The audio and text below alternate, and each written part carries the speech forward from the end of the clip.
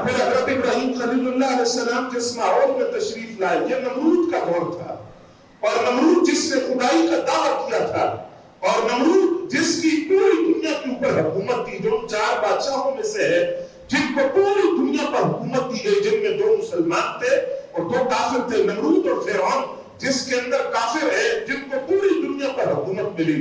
نمرود کا دور تھا، اور نمرود خدائی کا دعویٰ کرتا تھا۔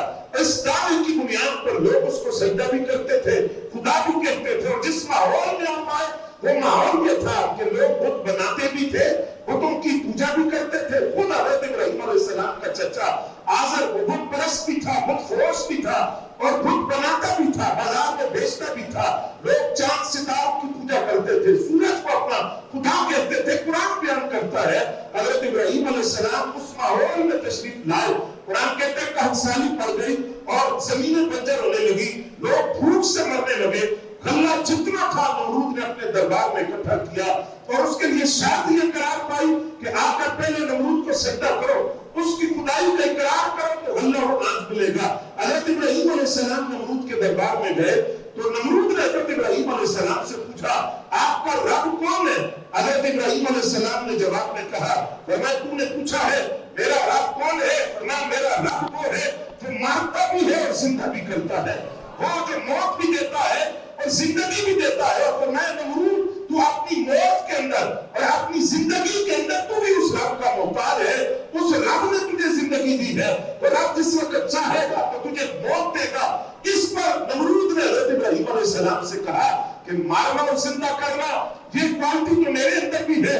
آپ نے فرمایا کیسے؟ اس نے 2 قیدیوں کو بلا کر ایک کو قتل کیا، ایک کو چھوڑ دیا، کہا دیکھو ایک کو میں نے موت دے دی، ایک کو زندہ رکھا۔ اس پہ حضرت ابراہیم علیہ السلام نے پھر کہا ہمیں میرا رب وہ ہے جو مشرق سے سورج نکالتا ہے اور مغرب میں غروب کرتا ہے، اگر تو خدا ہے تو مغرب سے سورج نکال کر دکھا۔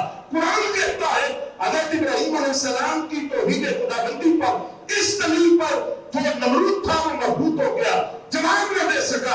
اس نے جواب میں حضرت ابراہیم علیہ السلام سے کہا میں آپ کو غلہ نہیں دوں گا، اناج نہیں دوں گا، آپ گھر کی طرف چلے، ایک مٹی کے ڈھیر سے مٹی اٹھا کر آپ نے اپنے تھیلے میں ڈالی۔ حضرت سارہ علیہ السلام جو حضرت ابراہیم علیہ السلام کی زوجہ تھی، ان کو جا کر وہ تھیلا دیا۔